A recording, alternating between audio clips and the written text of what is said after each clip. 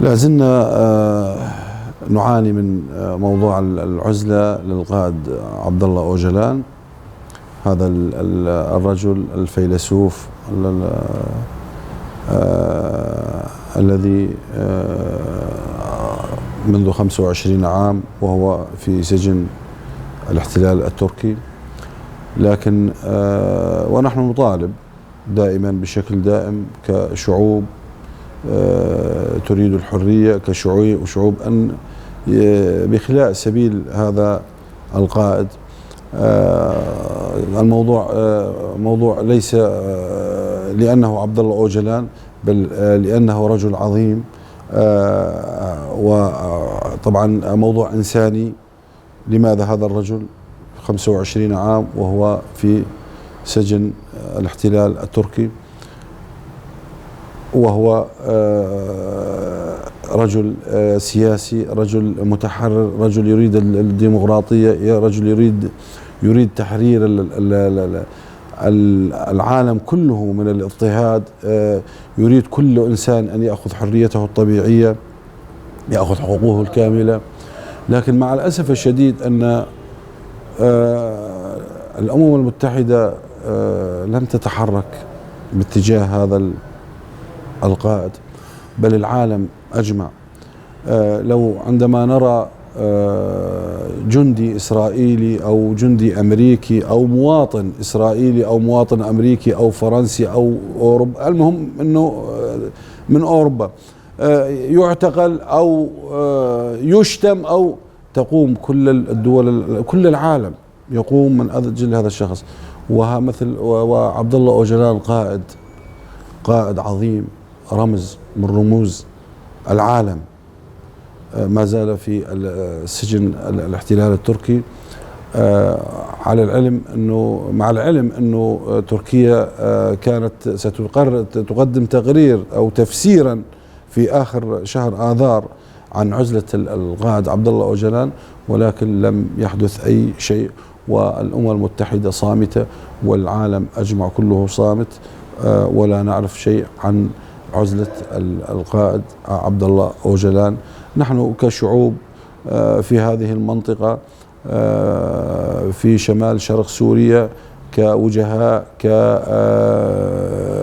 كأعيان، مجلس أعيان، نطالب وسنبقى نطالب بفك الأسر عن القائد عبد الله أوجلان، هذا القائد الفيلسوف، هذا القائد العظيم الذي له كل التقدير والاحترام، له ولأمثاله الذين يريدون تحرير الأمم كلها والبشرية كلها، ويريدون الديمقراطية لكل العالم. الأمم المتحدة قادرة على أن تضغط على تركيا، هي قادرة، الأمم المتحدة قادرة على أن تضغط على تركيا وتأتي بمعلومات عن القائد عبد الله أوجلان، لكن صمت الأمم المتحدة وغيرها كله واضح.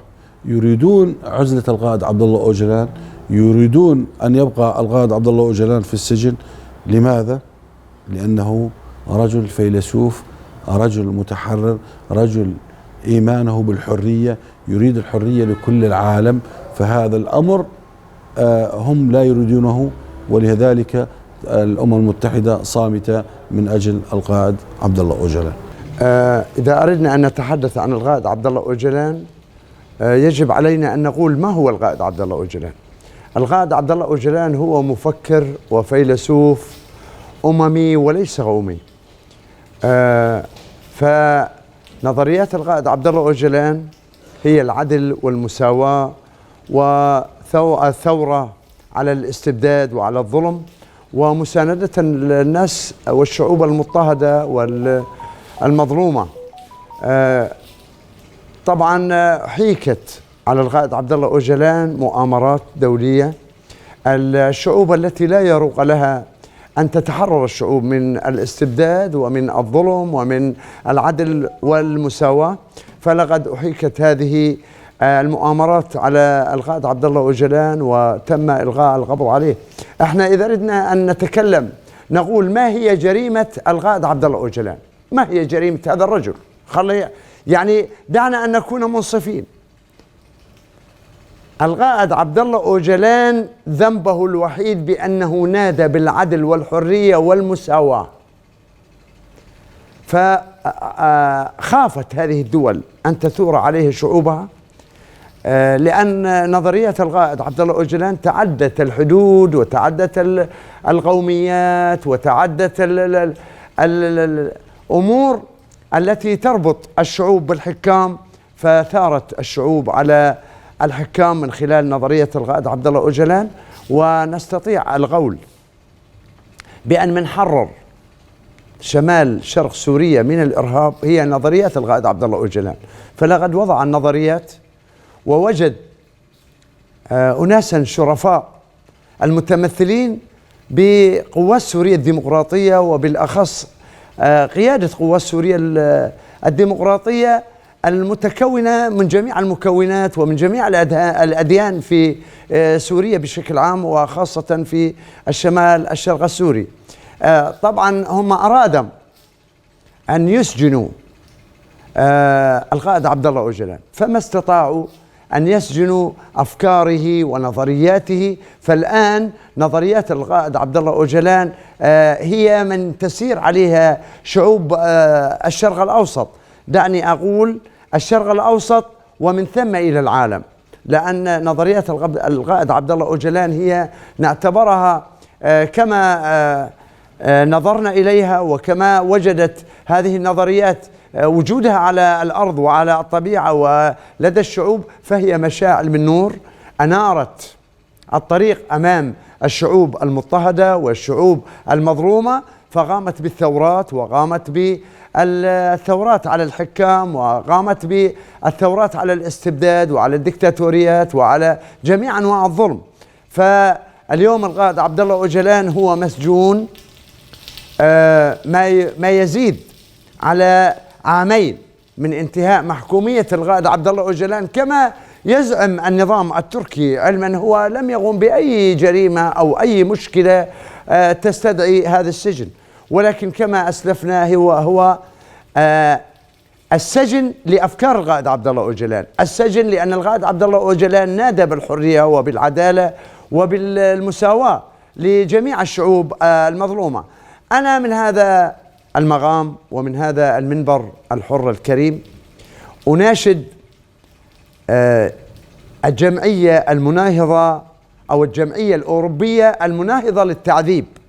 نحن كشيوخ ووجهاء عشائر في مدينة الرقة ننادي بأعلى صوتنا لهذه الجمعية، علما أننا نادينا فيما قبل بأن ما هو مصير القائد عبد الله أوجلان؟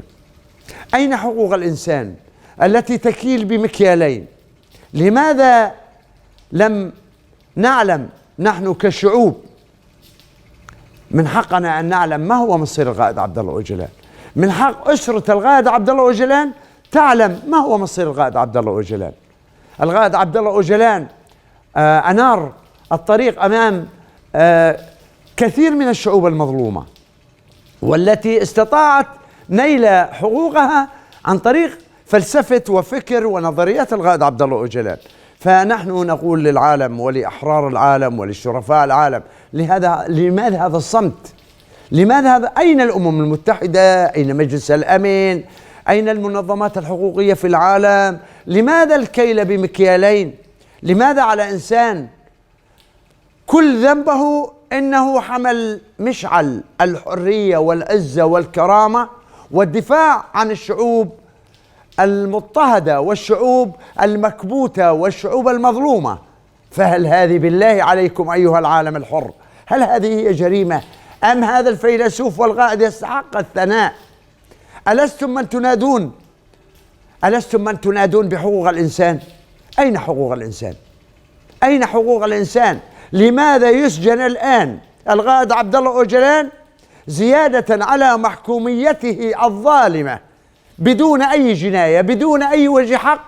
لماذا لم يخرج وقد انتهت هذه مدة السجن أو هذه مدة العقوبة أو مدة الحكم منذ ما يقارب عامين، وقد في هذه الأيام قد أقبل عيد ميلاد القائد عبد الله أوجلان فمن حق أسرة القائد أن تحتفل مع القائد عبد الله أوجلان بعيد ميلاده كباقي البشر، كباقي الناس الذين فطرهم الله على فطرة الحرية. هذه الحرية هي هبة من الله للبشر جميعا. عندما الله بعزته وجلاله أوجد الإنسان، أوجد معه الحرية، أوجد معه الكرامة، أوجد معه العزة، كما قال الخليفة الخامس للمسلمين عمر بن عبد العزيز: متى استعبدتم الناس وقد ولدتهم أمهاتهم أحرارا؟ لماذا القائد يقبع في السجن؟ لماذا القائد مسجون؟ أصلا لماذا القائد مسجون؟ نحن نناشد العالم، لماذا القائد مسجون بدون أي جناية، بدون أي مشكلة، بدون أي جريمة، بدون أي مشكلة مع أي إنسان كان؟ ذنبه الوحيد إنه حمل مشعل الحرية والعدل والمساواة وإنارة الطرق المظلمة أمام الناس المظلومة والمكبوتة.